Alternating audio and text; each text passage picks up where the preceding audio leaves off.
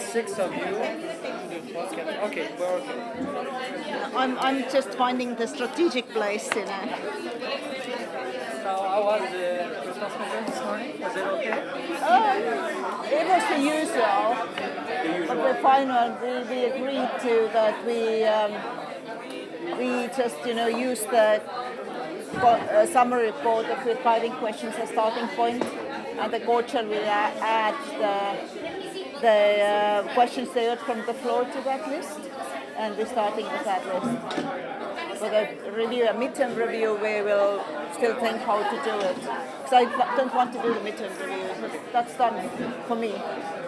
It's because let's look into the future and not. Now we'll go under the table. And how many meetings will you have in response measures?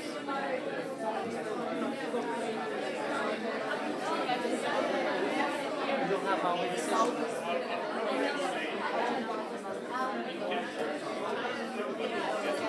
I think we had 3 or 5 hours. Now they do already. That is Confederation.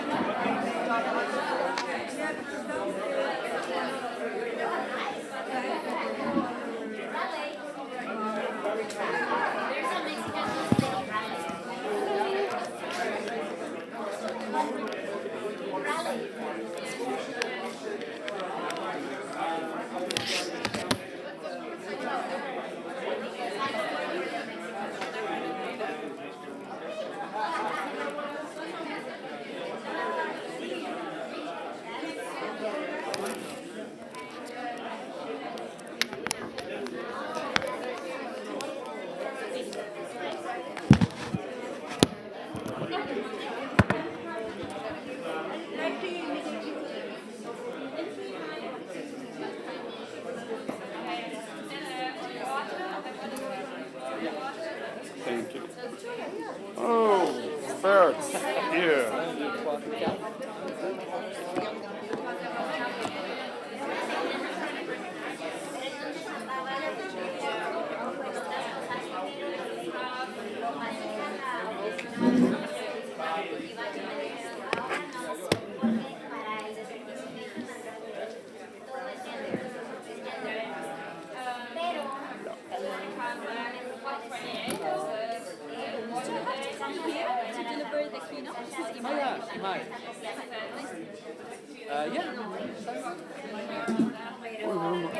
Hello.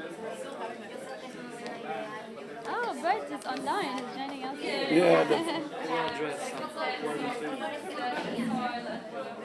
He can see us. You can see us? Oh. No. No. He can hear us. He can't see us.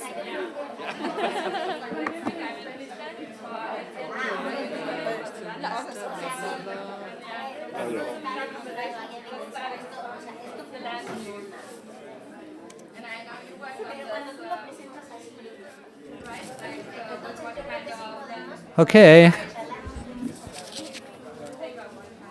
Hello, everybody. We're still missing one panelist, which is Pedro Luis Pedroso Cuesta. I don't know if you're in the room right now. He's not? Okay. Let's hope he's going to join later in the course of this event. So, welcome. Bienvenue at this very interesting, I can promise you, panel on Just Transition, the GST, and the Just Transition Work Program, which call a workers and trade unions view on the GST and the Just Transition Work Program. Implementing Just Transition policies that affected workers and communities can trust will be crucial to ramping up climate action. It is imperative for the workers' view to be recognized in the global stocktake process, commonly known as the GST. Similarly, the work program on Just Transition will benefit from strong political conclusions by the parties on the urgency of climate action. We already have a consultation this morning on the Just Transition work program. So, a Just Transition based on the fundamental labor rights of the International Labour Organization that guarantee freedom of association, collective bargaining, and social dialogue will help to deliver justice, which is crucial to scale up climate policies in accordance to the IPCC recommendations. So, in this event, you will hear from representatives from trade unions, governments, and business who will share their views on how Just Transition policies and measures contribute to successful climate action. So, without due, I will present to you the panelists, the very good panelists that we have on this panel today. We will have a keynote speech from Ms. Hana UE Negotiator on Just Transition. Then we will hear from Daniel Gaio, Secretario Nacional de Meio Ambiente da CUT Brasil. Hello, Daniel. We then will hear about Ms. Annela Anger-Kraavi, EU Negotiator for the Just Transition Work Program and Response Measures from Estonia. Nice to see you, Annela. Then we will hear from Cristina Moral, a Senior Analyst of Climate Policies and International Alliances at Iberdrola. And lastly, we will hear from Ms. Boitumelo, Molete, Social Development Policy Coordinator, Congress of South African Trade Unions, COSATU. Hello, Boitumelo. But we will first begin with a keynote speech from Ayman. Thank you very much. Good afternoon, colleagues. It's really a great pleasure to join this event on behalf of the incoming presidency of COP28 alongside my dearest colleagues. As we are meeting today, we are faced with a monumental challenge, colleagues, to provide a credible response to the climate crisis. The most recent IPCC report has already made it crystal clear to all of us that we are way off track. We have just passed the 7 years mark since the adoption of the Paris Agreement, with just 7 years to go to 2030. 7 years to reduce the emissions by 43% and keep the ambitions of the Paris Agreement alive. The science evidence that both gaps in implementation as well as the threats that current emission trajectories present in terms of increased risk and impacts for both the human and natural systems across all regions of the world, in particular the most vulnerable. This is a moment of clarity that we must all face with total honesty. Colleagues, the past 3 days, I have attended the first Mitigation Global Dialogue and Investment-focused event on just energy transition. It was evident that our collective energy, knowledge, and resolve has been second to none. And the conversations we had on elements of a just energy transition covered a wide spectrum of perspectives and reflected the varied circumstances that we all navigate. It proved to all of us that our path may differ, but our destination is the same: a sustainable, resilient, equitable, and low-carbon future. Putting justice at the heart of the transition pathways means putting people at the heart of sustainable development. It means leaving no one behind as we transition to low-carbon economy and to preserve the development space for countries, particularly in the Global South. As well, we must catalyze an inclusive, a pragmatic, and well-managed global transition, where socio-economic considerations must be factored in to unlock opportunities through the transition without undermining development. There is no one-size-that-fits-all approach. Each country has unique circumstances and capacities.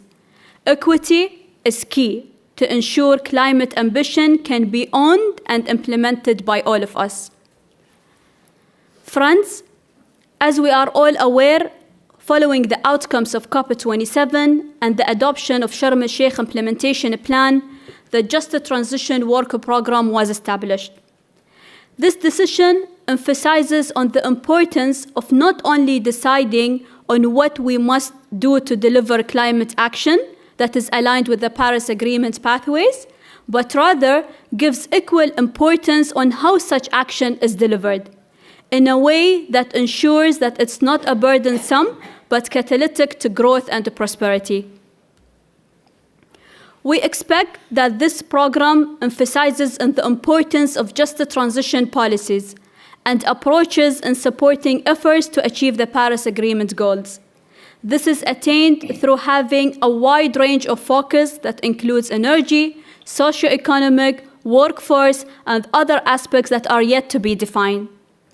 We are expecting at COP28 to adopt a work program on just a transition in a manner that complements the ongoing work streams within the UNFCCC process and leverages on existing effort to effectively undertake action that closes the ambition and implementation gaps, while also adequately address challenges faced in launching such a transition. Climate change doesn't respect borders, and neither should our efforts to combat it. We also believe that the success of this program will be guided by the active and inclusive engagement of all parties and non-party stakeholders in a manner that ensures a fair and equitable transition to low emission and climate resilient. Colleagues, let's utilize the platform of SB 58 to its fullest potential. Let us continue this dialogue with a sense of urgency, passion, and commitment that our planet deserves. Let's deepen our understanding, strengthen our resolve, and broaden our cooperation, and make sure that we leave no stone unturned, no question unanswered, and no solution unexplored. Let us also agree with a sense of confidence that our engagement and discussions today and throughout the next weeks provide a clear path marked with actionable targets and innovative solutions, leading us toward a successful outcomes by the time we gather for COP28. Thank you very much. Thank you, Ayman. Thank you very much. And I totally forgot to introduce myself. My name is Patrick Rondeau. I'm from la Fédération des travailleurs et travailleuses Québec, Quebec Federation of Labor. So I'm from Montreal, Canada, and I'm the co-focal point for the trade unions NGO at Tongo. And just for your information, this side event is organized by my own organization, so la Fédération des travailleurs et travailleuses Québec, and the ITUC, International Trade Unions Confederation, and the UN Global Compact,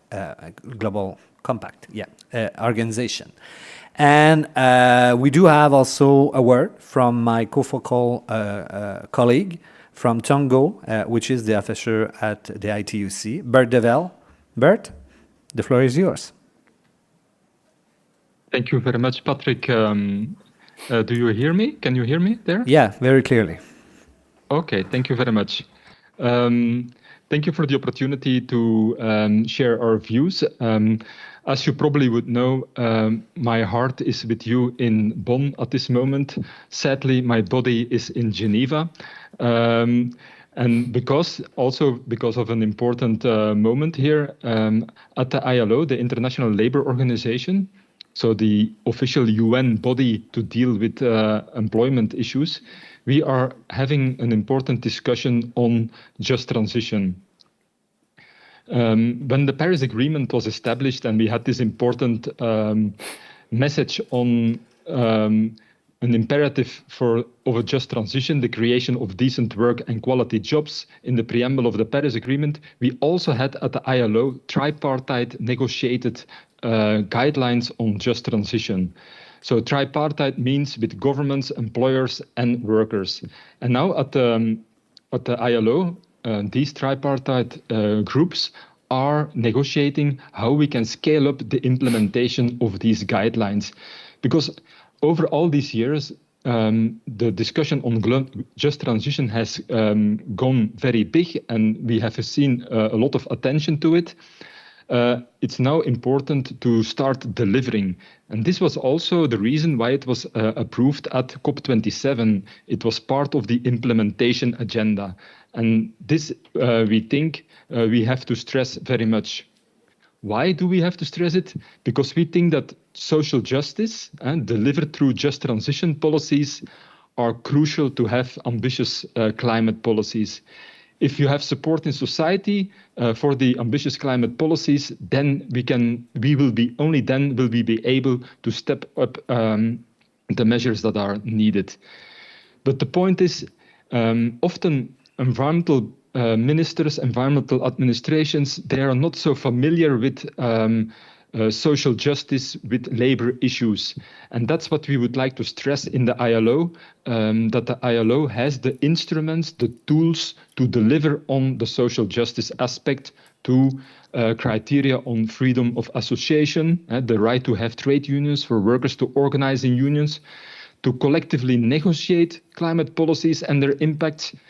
And we are very happy that in the decision of COP27, these aspects are clearly mentioned. And there is mentioning of social dialogue, social protection, and these are the instruments that we would like to have integrated in the Just Transition Work Programme, for which the negotiations are starting here. Just to finish, because I'm not there and I'm going to occupy all the precious time that you have there, we are confident that under the guidance of the COP28 presidency, we will have good conclusions on the Just Transition Work Programme by the end of this year in Dubai. And we really hope that this work programme will reflect the importance of the engagement with workers in climate policies. Finally, we need a seat at the table. We think we are crucial in helping good policies. And to stop, also the link with the fossil fuel phase out. So this will be the huge issue that we will have to deal with in Dubai at COP28. So when and how are we finally going to stop with the phase out of fossil fuels? And also there, this crucial factor of success will depend on how we engage with the workers in this sector. So I wish you a lot of success, and I'm looking forward to meet you again as soon as possible and see the result of your work there in Bonn. Thank you very much. Thank you very much, Bert, and you're dearly missed in this SB session. So hopefully in Dubai, in a couple of months, we will be able to see you. There was a lot that's been said in the last couple of minutes, a lot on the table. We talk about leaving no one behind. We talk about a low-carbon economy, inclusivity, equity, implementation, the just transition work that's been done until now, workers at the table, policies, and fossil fuel. So I'm now turning to our panel. You're all going to have the same question, but from different point of view, of course, and different point of view from your own expertise and where you're coming from. Let's begin with you, Daniel. Can you reflect on your national experience with just transition policies as a trade union, and what are your expectations for the work program on just transition. That's good. Thank you so much. Good afternoon, everyone. Thank you, Patrick. Thank you, Bert, for this invitation, and thank you for this opportunity to share a little of Brazilian and Latin American situation. I don't speak English very well, since there is not possibility to translate from Portuguese or Spanish or Italian. I will make a brief reading of our impression, and ask you patience, and sorry about that. Let's go. We are living a new moment in Brazil after a nightmare 6 years ruled by the extreme right. Lula's victory in Brazil is added to a series of other important victories, progressive and popular governments in Latin America.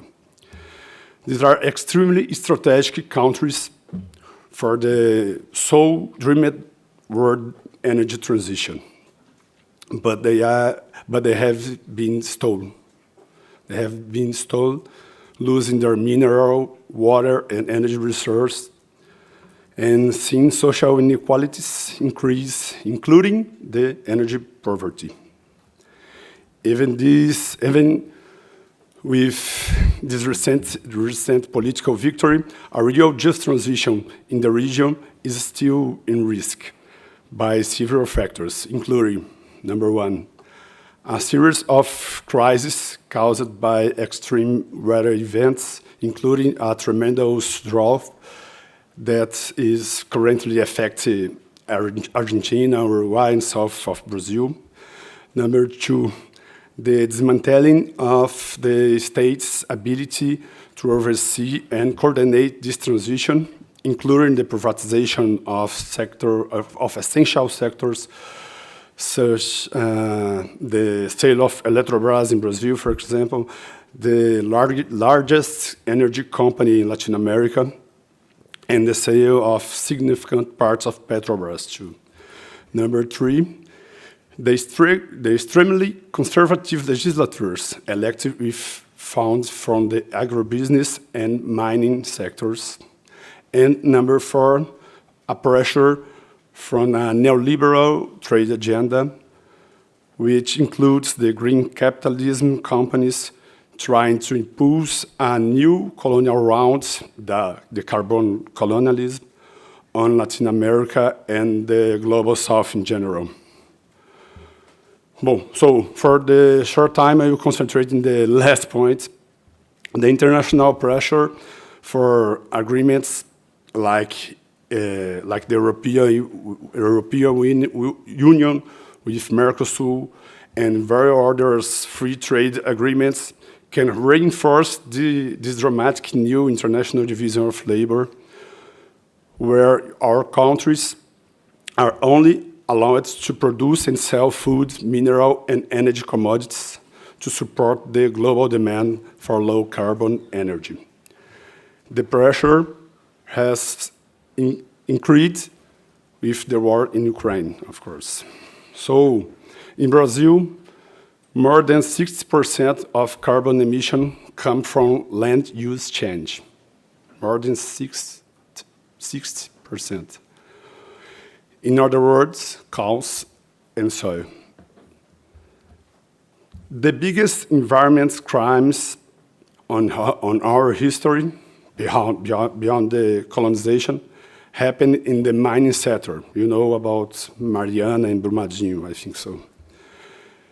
And more, we see our territories being taken over for the production of renewable energy that now won't even stay in the country, with the world demand of green hydrogen, for example. These three sectors are expanding rapidly, pay few taxes, violate rights in the communities, and employ ever fewer workers. Most of them precarious, subcontracted, and with union representation, without union representation, or even a collective contract. including in the new sectors of the renewable energy. Therefore, we defend that a just transition is only possible in Brazil and in Latin America if the following points are considered. Number one, advance in social regional integration, for example, between countries of the Amazon, with Mercosul, with CELAC in Latin America, with South America, with UNASUL, and resist this liberal colonial trade agenda.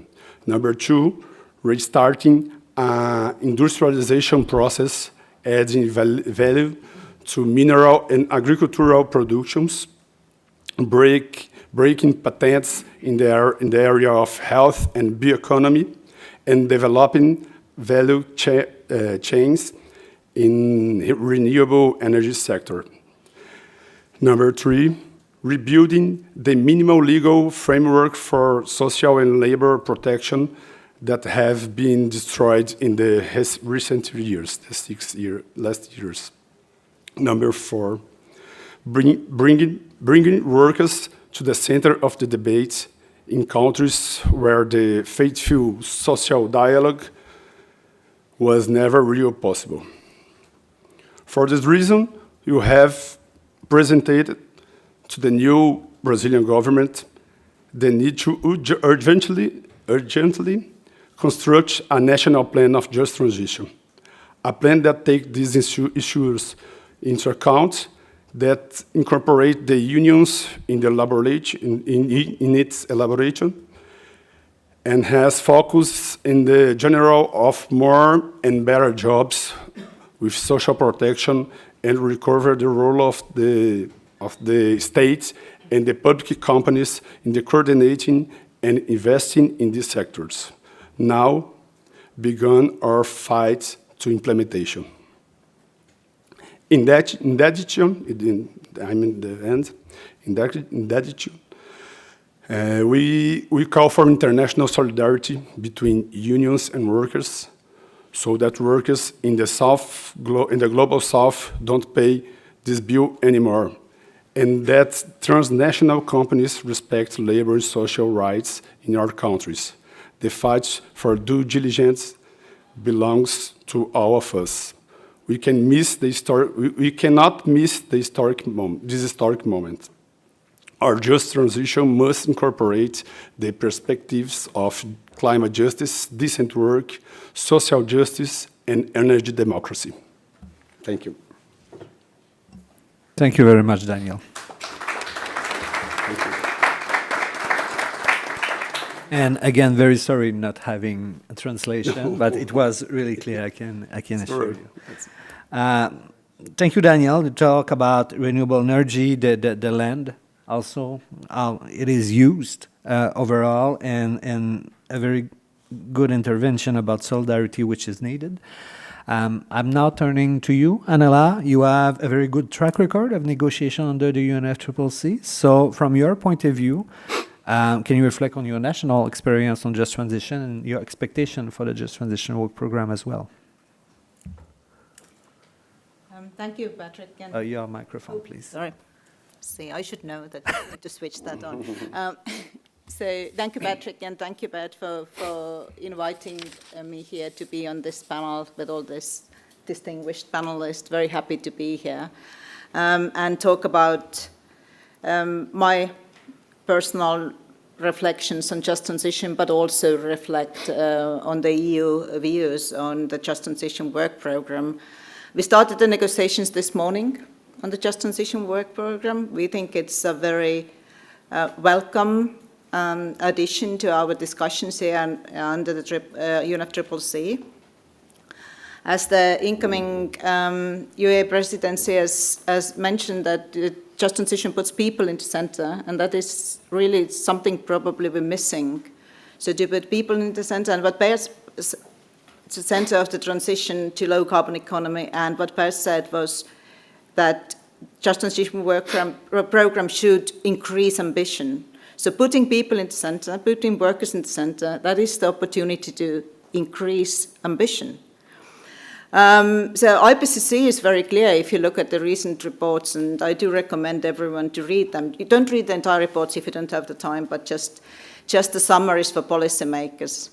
But it's worth reading. It's a good reading. And IPCC is very clear. We have what we need to move to low-carbon economy. We have most of it already. But for some reason, we don't move as fast as we have to. We should be moving. But the same report's also saying that maintaining social cohesion during the transition to net zero will be key to the acceptance and success of ambitious climate policies. So hence this work program is really, really welcome. So what this work program should be about, I think that should be a space where we actually share experiences and learn each other so we can implement just transition measures and integrate that into domestic climate policies so we all can make fast move forward to a low carbon future. The Just Transition work program we think should be considered with two main topics. One is the just transition of the workforce, and that's the potential to create of decent work and quality jobs, and address the challenge of skilling, reskilling, upskilling, reschooling, retooling. Probably you can extend the list. So that the workforce can meet the challenges of net zero transition with dignity. And I think the dignity part is really important. And secondly, the work program should be focusing on discussing how to support low-income or otherwise marginalized communities. So they should consider policies to help meet the costs of the transition, such as higher short-term energy costs, but while also securing equitable access to the benefits of this transition, such as improved air quality and public transportation. So we think that's something we really need to discuss here under this agenda item on just transition. What we also think is that these discussions here have to be really inclusive and very transparent and include all relevant stakeholders, and we mean all. That means NGOs, IGOs, civil society, ILO, trade unions, and so on. So,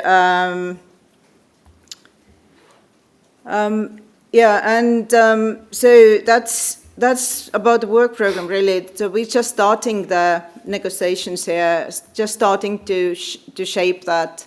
But really, we see it's a very key element that could enable fast movement to net zero globally.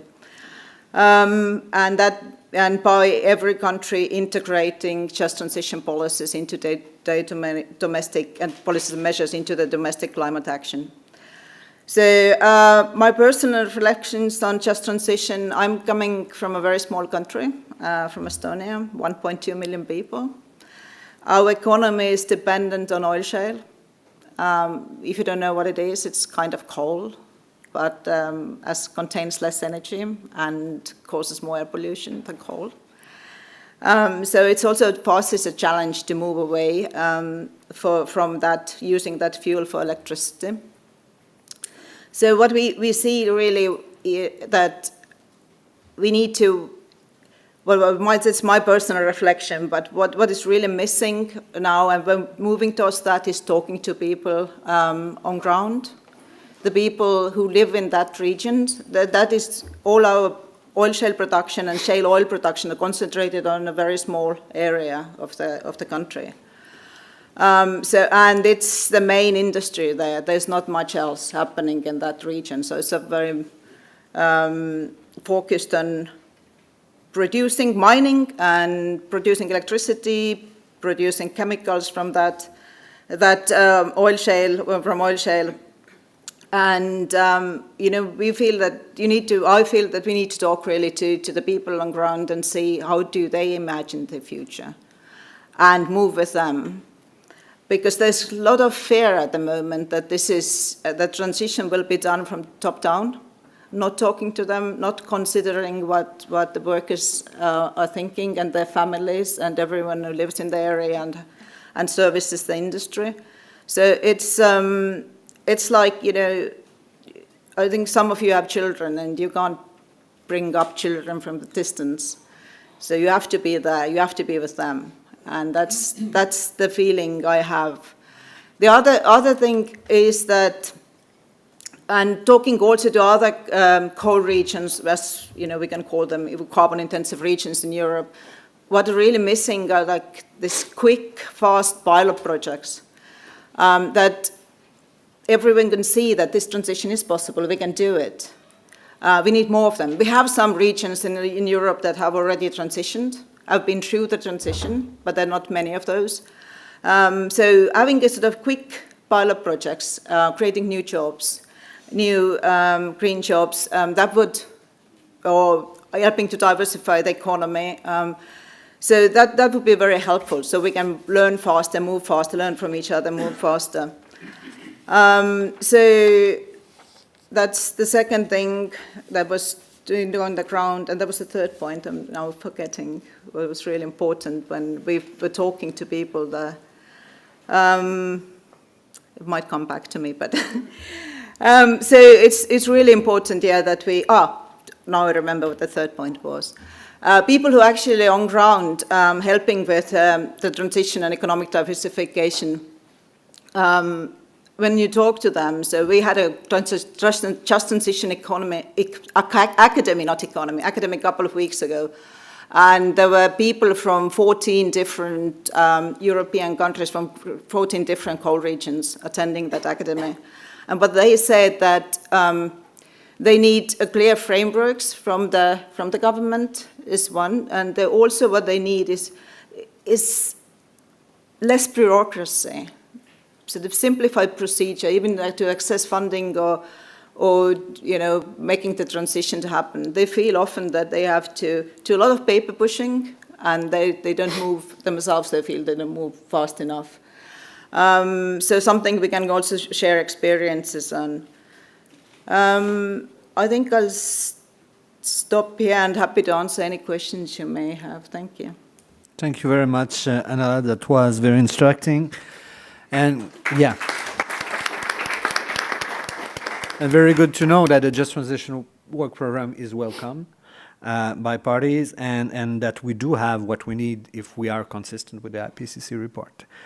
We just learned from trade union, from the point of view of a negotiator. Now we're going to have the point of view of the private sector, with an energy private sector business, which is Iberdrola. So same question, Cristina, can you reflect on your national experience with just transition policies, and do you have expectation for this famous now Just Transition Work Program?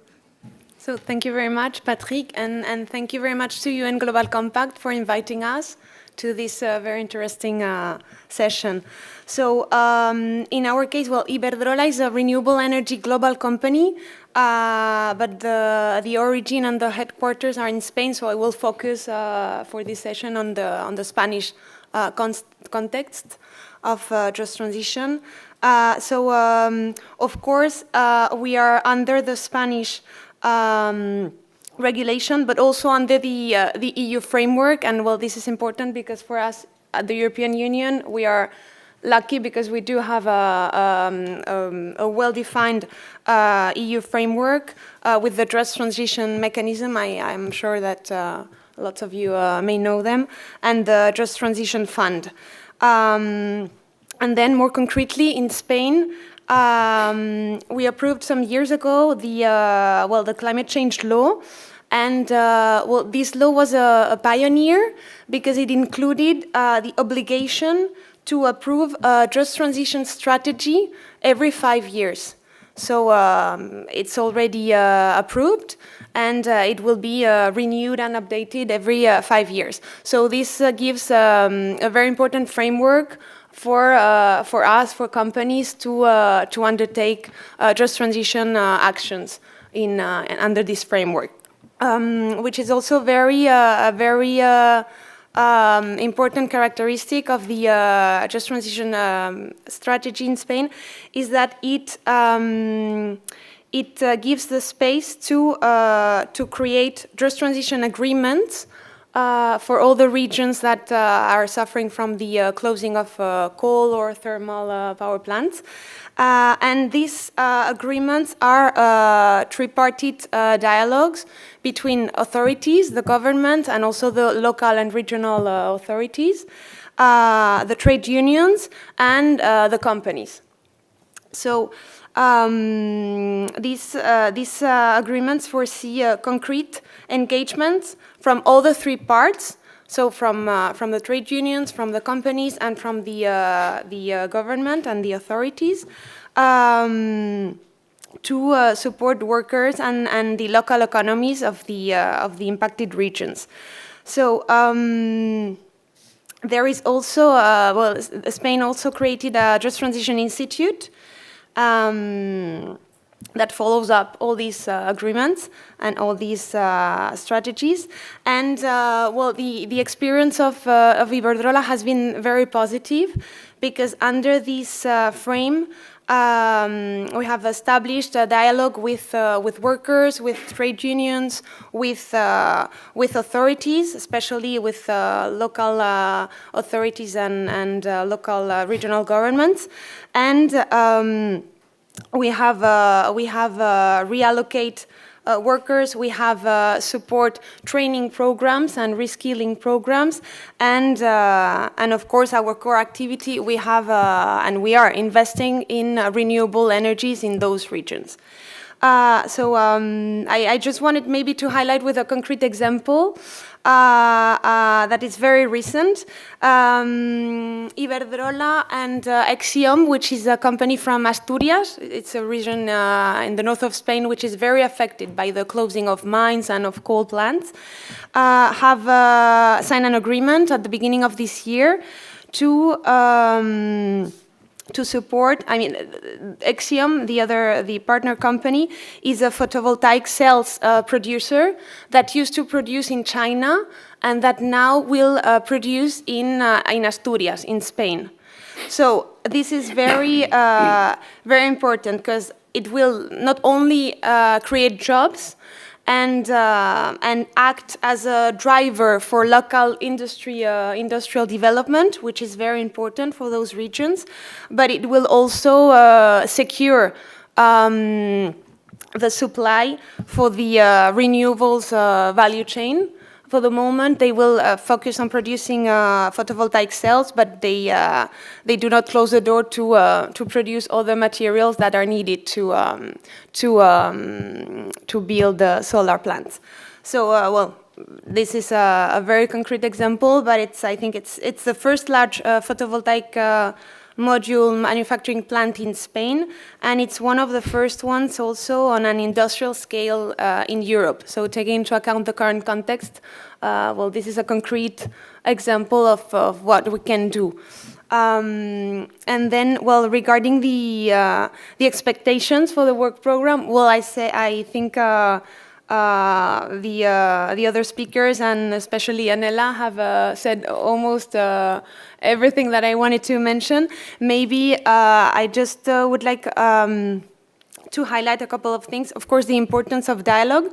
I think dialogue and under the Spanish Just Transition Strategy, social dialogue is key among all stakeholders involved.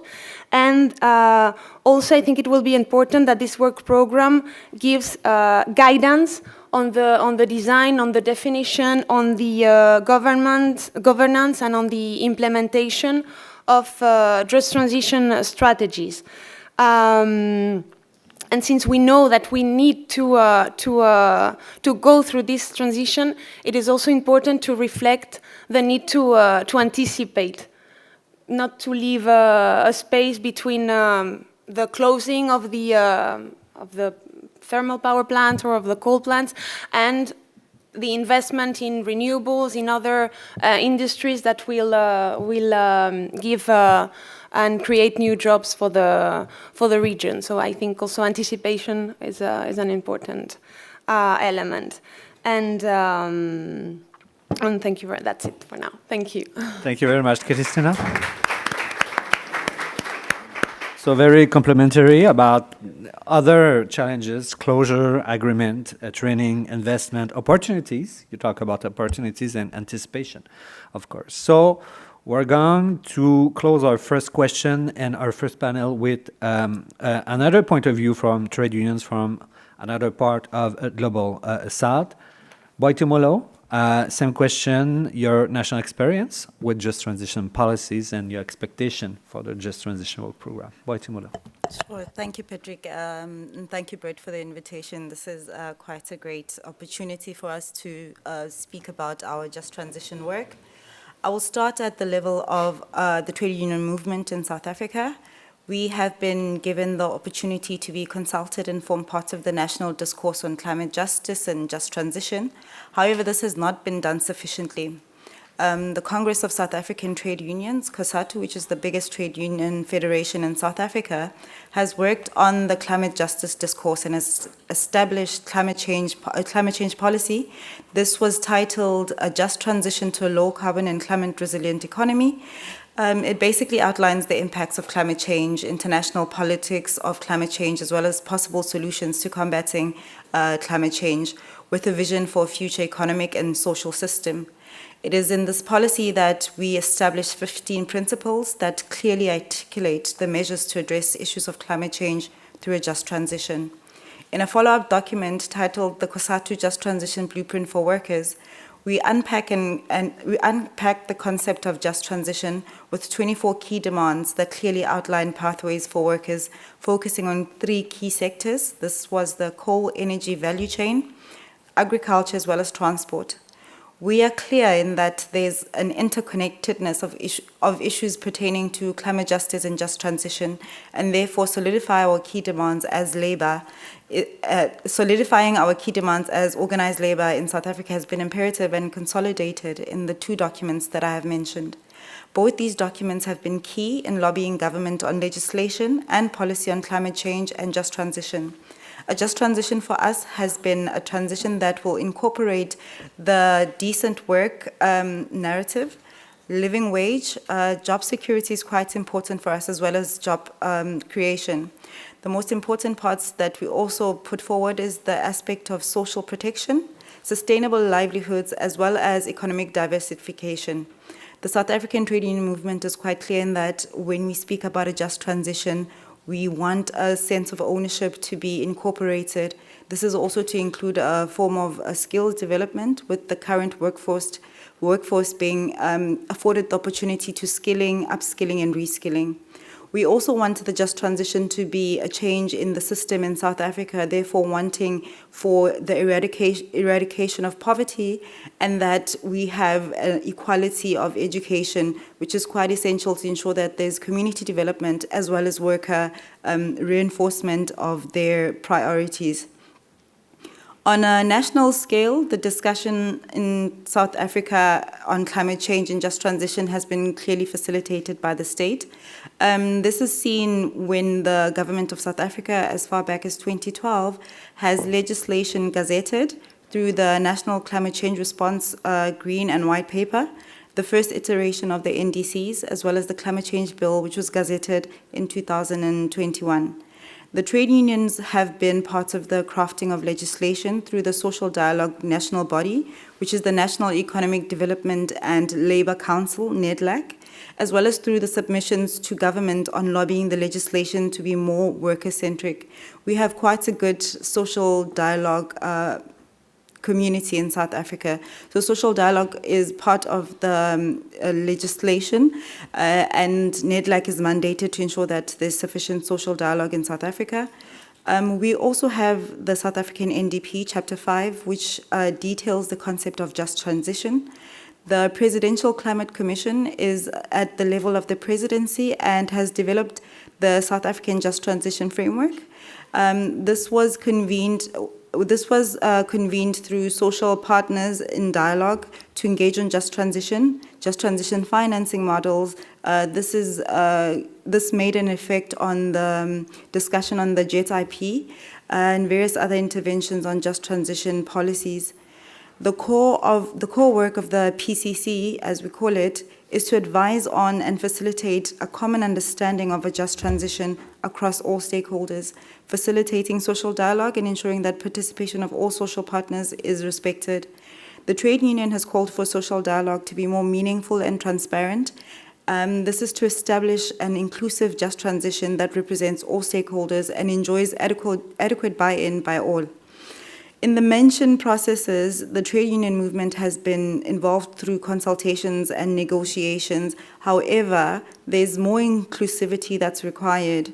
This is to improve the social dialogue, but also to ensure that the trade union positions and policies are incorporated into the legislation, policies, and frameworks at national level. I would also like to mention the aspects of the Just Transition in South Africa, which is of the Just Transition Investment Plan, which is much spoken about when we speak about financing in the Just Transition. The trade union movement in South Africa has rejected the JET IP in its current form and has sent inputs to the Presidential Climate Commission on how organized labor envisions the financing of a just transition and JET IP composition. We have an emphasis on skills percentage, economic diversification, the grants versus loans ratio, the exchange rate component as the financing is in foreign currency, the identified sectors, the importance of localization when it comes to renewable energy, and overall benefit of the JET IP to its current form when it comes to workers and community. Our expectations when it comes to the Just Transition Work Program is similar to the colleagues on the panel, where we speak about the importance of transparency and inclusivity and having workers on the table to be part of the discussion. It's going to be important to have this, as workers are part and parcel of the Just Transition, and their views and their positioning when it comes to just transition has to be somehow incorporated into this. I think it is also going to be important that the work program speaks to the mapping of jobs and skilling, as well as reskilling that is required in a just transition, as opposed to having a hypothetical discussion on jobs and sectors. The financing aspect of the just transition will need to be adequately also incorporated into this work plan as specified in the Paris Agreement. Thank you very much, Patrick. Thank you, Boitumelo.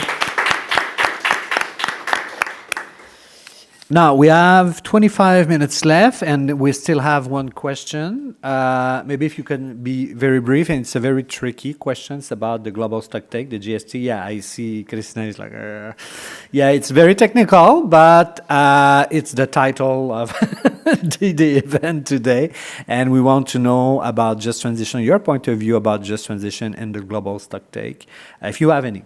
And then we will have some questions and comments from the room. So maybe not, I will not call you out if someone wants to answer that about how do you think just transition should be integrated in the GST conclusions? It's very specific. And how is this relates to the trade unions and workers' dimension of just transition? Is there somebody who wants to try to answer that? I could go.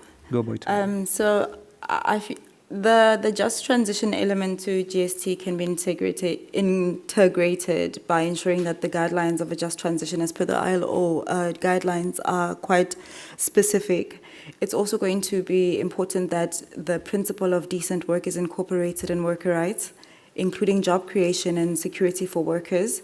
It is also important to ensure that there is inclusivity when it comes to the discussions about skilling, reskilling, and upskilling, and to ensure that there's an active labor market policy that is considered when it comes to the GST.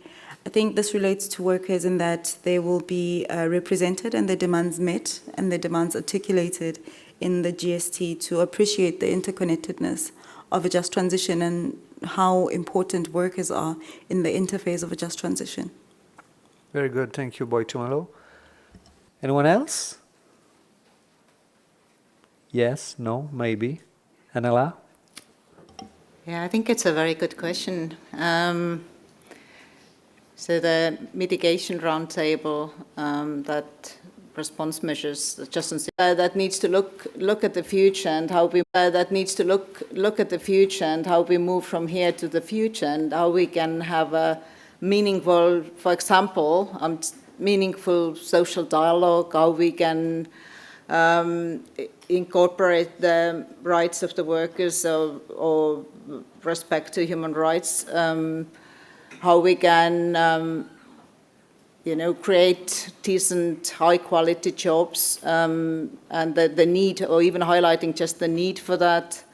There's many options, actually, that could be highlighted, and if there's some parties here, they could also think what they could, when you start thinking where next, so that we can actually create this equitable future that everyone can benefit, and there are no, or as not many losers, or or maybe no losers at all, but maybe winners.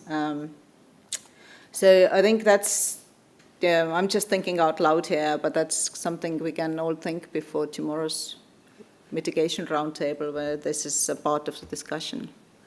Thank you. Thank you, Annela. Danielle or Cristina, you want to address? Yeah, Cristina? Okay. Sure. So, well, we all know that unfortunately the global stock take will highlight that the existing gaps, that there is a gap between achieving the 1.5 objective and the current policies that are being implemented. So I think that precisely a just transition can act as an accelerator to close this gap. It can and it should. This should be highlighted in the conclusions of the global stock take, because a just transition has positive effects that will support the closing of this gap, because just transition will accelerate the deployment of renewable energies. A just transition will increase the creation of green jobs. Just transition will support the diversification of the energy mix, and therefore support the independency of and the security of supply, and it will also support the reindustrialization and the creation of value for regions and at local level. So I really think that just transition can be an accelerator to support closing the gaps that we know we have ahead of us, and I think this should be highlighted in the conclusions of the global stocktake. Thank you, Cristina. Daniel, do you want to address the GST question? Yeah. Your microphone, yeah, please. Thank you for that. So in Brazil, you need do this fast, very fast. The political situation in Latin America is very complicated. We are in a risk, of course, in the new COPs, for example, in many countries of South America, including Brazil. The extreme right make new agreements in the industrial sector or in the international sector, principally. And we need to do this fast. And face these demands, face our demand to Brazilian government, to Itamaraty. We have a friend with Itamaraty here, to our ministers in Brazil. Our demand to Brazilian government to urgently be a construction of national plan. We start now relations with state governments to make possible states or regional plans of just transition. For us, it's a good opportunity, and probably to do with together many companies. So many companies in Stalin in Brazil can do this process. I think in this moment, in this historical moment, the social dialogue is finally possible in Brazil, and you try this, but we need reinforce the public sector, including the public companies to do this with quality, with security. So Petrobras, Electrobras, and in other countries and other companies, it's very important for us. And so I think that's okay. Thank you very much, Daniel. Now it's going to be your turn to have comments or questions. And while you're thinking about frenetically what you're going to ask, I will turn to Hyman. Maybe, do you have a very short general comments of what you just heard on the panel?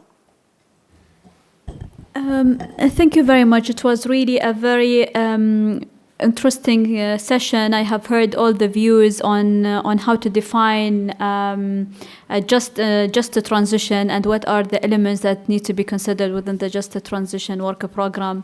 In the absence of having a universe definition of what is just a transition, it was really interesting to hear the thoughts of all the panelists, and I'm looking forward also to hear the views of the audience today. I believe whatever was addressed resonates very well of how the COP28 presidency perceive or look at the Just a Transition worker program. As I mentioned, putting justice as the heart of the transition means keeping the people and the socio-economic consideration into account. And looking at the socio-economic perspective, this means also considering the policies and considering the concerns of the workers and the workforce and all other matters related to such a transition. And speaking about the GST, we really see the GST as a platform where we will see through it what are the gaps that we are having and what we must do to better address the climate change consequences. And through the Just a Transition, I believe we could see where do we stand, what terms of actionable solutions do we need, what are the impacted parties or the stakeholders out of this transition process, and how can we address an inclusive and a pragmatic approach to such a transition that leaves no one behind. And I'm pretty sure that the GST, through addressing the different areas of the relevant UNFCCC processes, either within the mitigation cluster, either within the finance, either within the adaptation, would surely touch upon the just a transition element. And I really hope within these 2 weeks we spend good time with parties and the groups to understand what are the elements, the modalities, and the final outlook of such just a transition worker program that will address the needs and the priorities of all. Thank you. Thank you very much, Ayman.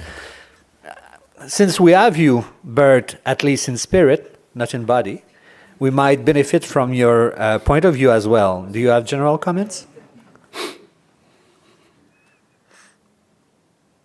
Thank you, Patrick, for this invitation to share the comments.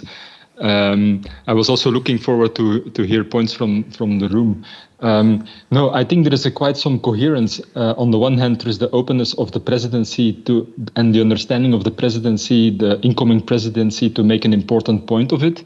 On the other hand, we have negotiators like our friend Annela from Europe that wants to pick it up and understands very well the need for this social justice dimension to scale up climate policies. And that's also what we think is crucial in the GST.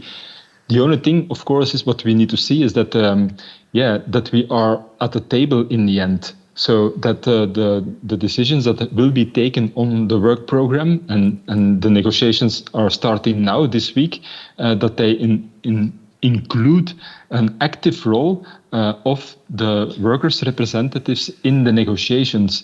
Because till now, we never have been really invited as non-party stakeholders. It has been in the KCI through the ILO as a proxy type of representation. But the ILO, of course, represents workers, governments, and employers. So we hope that in the discussions that take place in Bonn at this moment, there will be a consideration of a real representation of the workers in the Just Transition Work Program. Thank you. Thank you very much, Bert. So now it's your turn, dear room.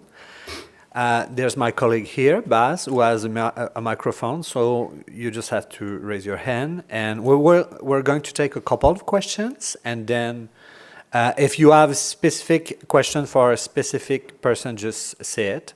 and then we're going to have a round of answers. Yeah.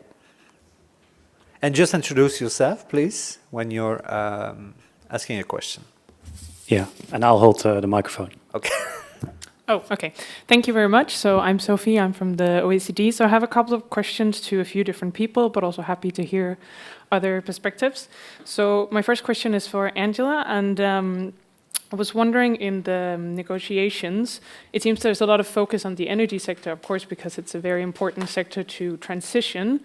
But I'm wondering, so will there be a key focus under the work program, that this is kind of the sector that will be targeted first? Because there will be, if you look at just transition in different sectors, although the end goal might be the same, there will be different approaches. So I would be very interested to hear the views. And then for Spain, I was wondering, for Cristina, could you transfer, if I understood correctly, the solar PV manufacturing that was opened, could you transfer skills from the industry that was there, if there was an industry there before, or would you have to reskill workers, or is there some examples maybe from some of the other speakers where skills could be transferred from oil and gas sector to renewable manufacturing or something? Thank you very much. Thank you very much, Sophia. We'll take two more intervention. Three more. There's something. Hi. Someone. So I'm Mark from the youth NGOs. So my question is general, whoever may pick it up. My question is, how do we include in the conversation of the Just Transition Work Program the rights of the working youth and other vulnerable collectives? How do we put this language over the Just Transition Work Program so that then the countries in their domestic policies can implement them? Thank you very much. And you're very good at your question. Very clear, very short. Thank you very much.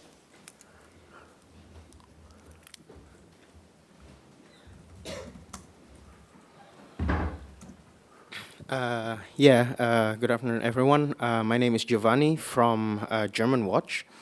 I'm a bit new about this labor stuff, so bear with me. During the one of the G20 side events, there was a discussion about, from Labor 20, there was a discussion about the fact that when we are talking about transitioning out of anything, especially this energy, there is a possibility of a lot of secondary and tertiary laborers and workers that are affected. Was this also in a discussion, or maybe you guys already have examples about this happening and already addressed? Yeah, thank you. Thank you. And a last one, Rexon, right here. Here, Bas, just, okay.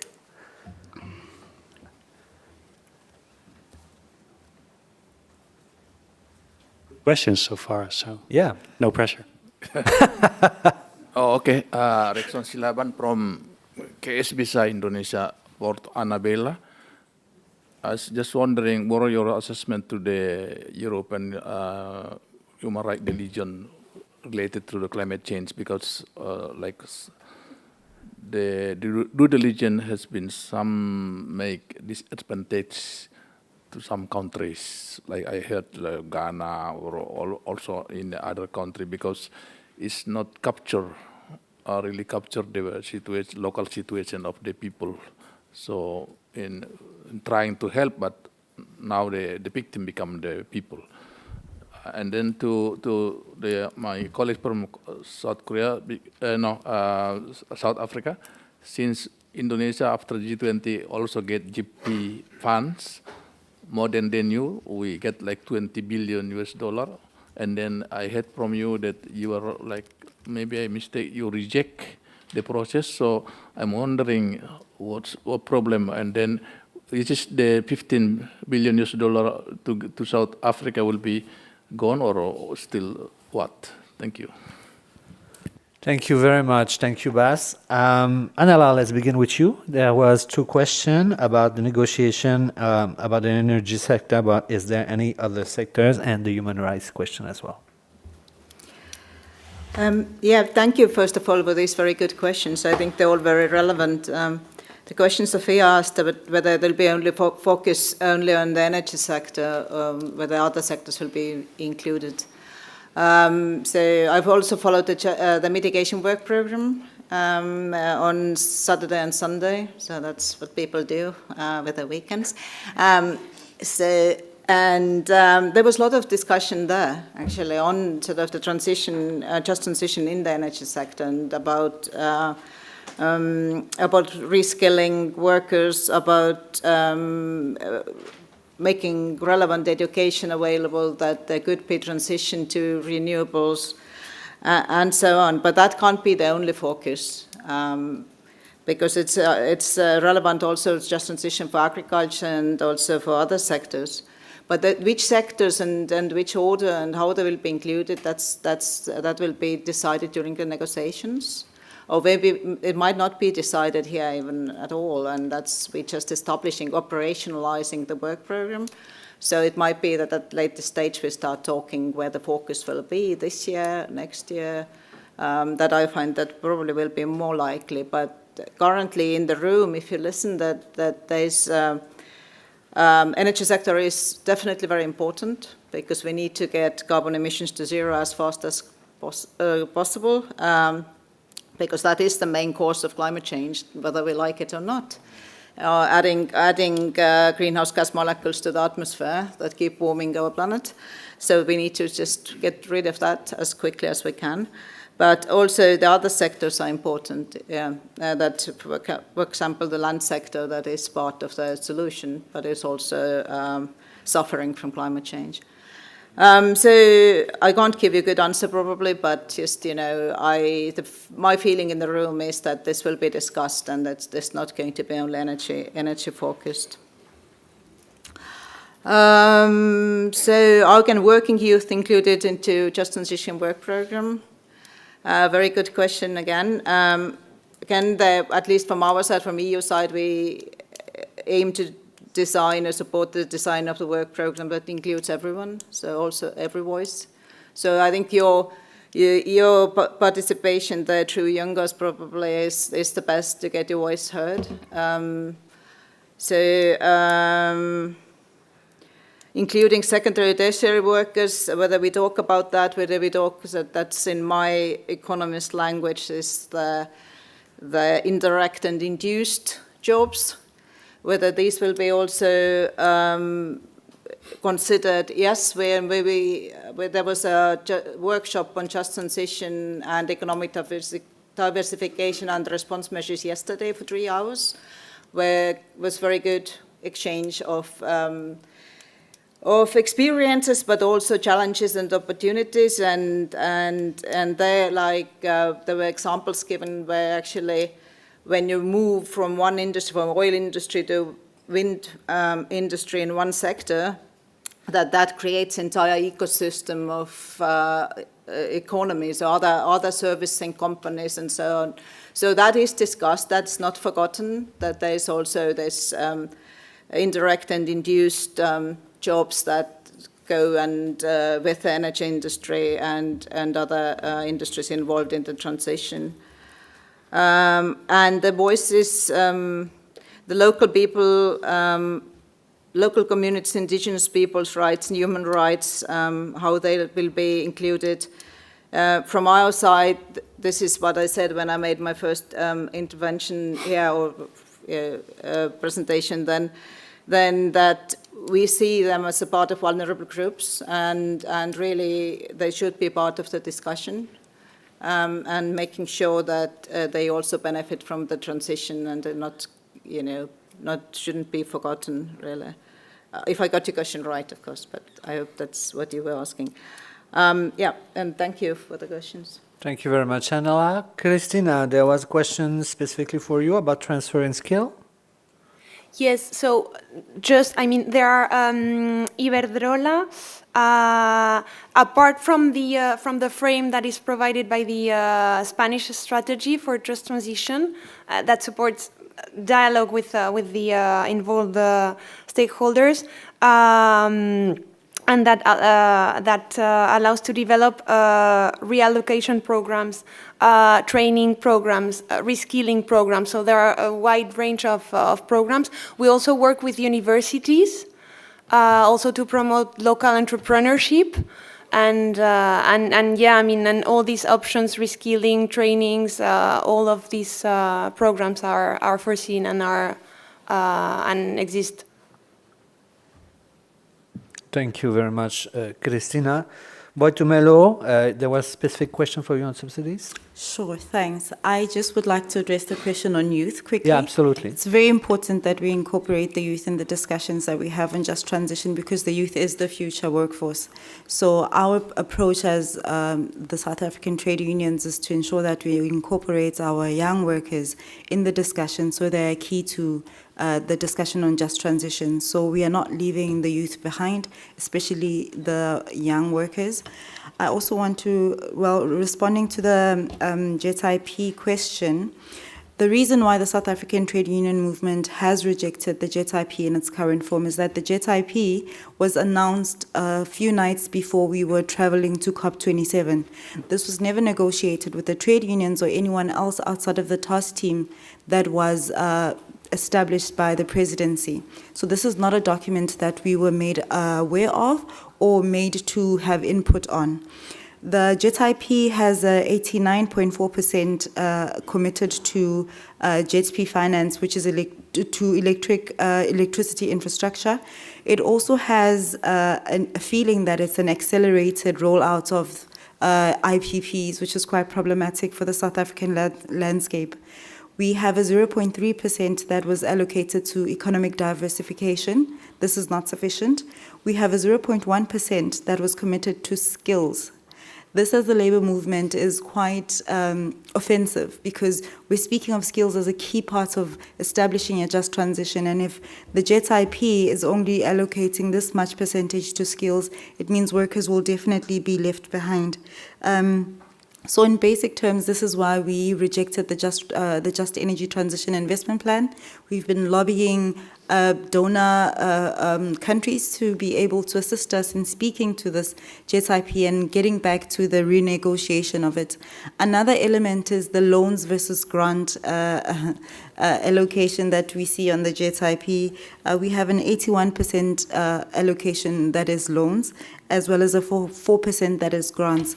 With the amount of indebtedness that South Africa has, it's going to be quite problematic to imagine how the future will be with so many concessional loans and so many commitments to paying back this financing. So there are a number of issues that are presented by the JET-IP, and I think the discussion is that we want to speak to countries like Indonesia and countries that are going to be getting financing in the future, so we can kind of have best practices and discussions on how we can best lobby our governments to negotiate better for us. So yeah, that's it from me. Thank you. Thank you very much, Boitumelo. It is 5:30. I know that there was other questions about youth, about skills, about impacts. So two things.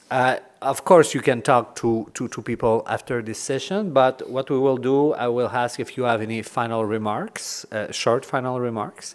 And if you can, at the same time, have a word or two about the questions. I know it's cruel, but we exceeded the time that we had. So any last comment, Daniel? Oh yeah, just a minute.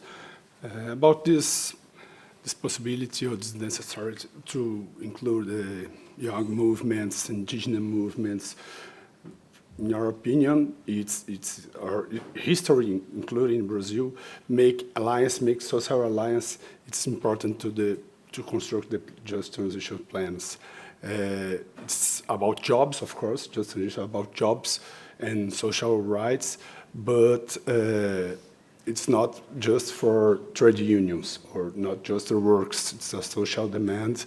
So for us, and we have a big opportunity in our opinion in Brazil, including with the COP30 in Brazil, in a big city in Amazon, to make this alliance and to make this social pressure possible. So Yeah, and I think the youngs and the indigenous and many women and many social movements, strong movements in Brazil, are good moments to do this alliance and do this alliance to put all the social plan of just transition in fact. Thank you very much, Danielle. Annela, any last remark? Yeah, thank you, Patrick. It's been a really good discussion. I think would be great to go on for another hour or so. Yeah. But and I'm sure people have also experience in the audience. But I think it's a very good start, and we need to continue those discussions. And I already said, I'll say again, this discussion on just transition needs to be inclusive and transparent and include everyone and all voices. So that's the only way we can have ambitious climate action and move fast to net zero. So I'm looking forward to working with you all, and do reach out if you have any questions and want to discuss. Thank you. Thank you very much, Annela. Cristina? Just very quick. So since we need to change the model and we need to change the behaviors, the just transition offers a lot of opportunities. So we just need to work together. Dialogue is very important. And of course, action and projects and implementation and listening to each other and work together. It's the only way. Thank you very much. So changing the model and behavior, a very small task. Thank you, Cristina. Boitumelo? Sure, thanks. I think for me, the biggest is that we have solidarity. It's going to be important that we incorporate our various viewpoints and ensure that we are able to reach an outcome that is going to be both beneficial for all constituencies, taking into consideration that there are bodies that are enabling us to have social dialogue, especially when it comes to the youth, because I'm part of the Youth Compact and I'm a youth advisory group member. I think it's important to also showcase the work that we're doing in that and have solidarity on just transition, and to ensure that we have an implemented just transition that's actually just. Thank you very much. Ayman? I believe I agree with all of you. We are really looking at the just transition as our platform for solidarity, our platform for inclusivity. And I agree with Annela, we need to address the just transition in a very transparent way, as well as in a pragmatic way, addressing the voices of all, addressing the needs of all, I would say in an equitable way as well, and in a sustainable way. I'm very happy to hear the comment that came of the inclusion of the youth, and I believe this is really a very important thing and one of the elements that should be well addressed within the just transition. Looking forward to hear the views of parties and groups on what kind of elements they want to include within the just transition work program. And we promise that at COP28 we will offer that space for engagement to ensure inclusivity and unity and solidarity as well. Thank you. Bert, my friend, any last remark? Still there? Okay, yeah. Thank you, Patrick. Yeah. And thank you, Patrick, for some final remarks also from my side. I was happy to hear the reflections, including from Annela, on the sectors. I think the energy sector is indeed very important, but we have to go beyond. We have to include all sectors, agriculture, food, forestry, nature, because just transition is not only about mitigation, it's also about adaptation. Social protection systems build resilience for people. And social protection, it's also in the decision from COP27, should be part of these just transition work programs. Then there were questions about skills and skills transfer. Often we hear that there are skills shortages to enable the transition. From the labor unions, we stress very much that skills, you acquire skills when you are on the job. So good jobs with good employers deliver good skills for the employees. So if we talk about transfer of skills, we need to embed them in good labor protection systems. I give just quickly one example. In Scotland, we have oil rig workers that have all the skills to work on offshore wind projects. But if the UK government then suddenly opens the market for imported foreign cheap labor to work on offshore wind farms, then all these skills of the oil workers get lost. So skills development, skill shortages are dealt with through good labor practices. And finally, this is also basically our reply to the youth. Youth are important in the transition, but what we need are good jobs for these youth. We don't need precarious jobs. We don't need precarious internships. We need to engage youth through our trade union collective bargaining, social dialogue processes, and the unions are taking the positions of the youth into account, and we invite youth to engage with trade unions, and this is being done in many countries. This is the most effective way to have them on the table on the labor impact for youth. Thank you. Thank you, Bert. Yeah, Just Transition has been a very long journey, and it's far from over. The good news is that there are so many people who want to engage on Just Transition right now. And we have this incredible collective intelligence in this place. So let's engage. Let's discuss, and let's make our world better for tomorrow. Thank you very much.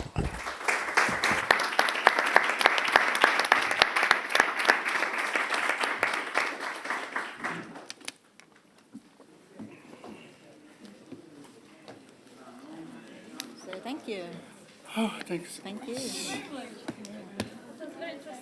I survived. Is it? Oh, you did really well. I think you will just. Yeah. Can you share it or not? No. No, you can't share it. What you said. No. It's my first time. It's my first. No, can you email me what you said? Of course. Sorry. Of course. Yeah. Can you share? I don't know. Yeah. I some notes. I can give you my email address, and that's probably the best way, and because I think it was very good.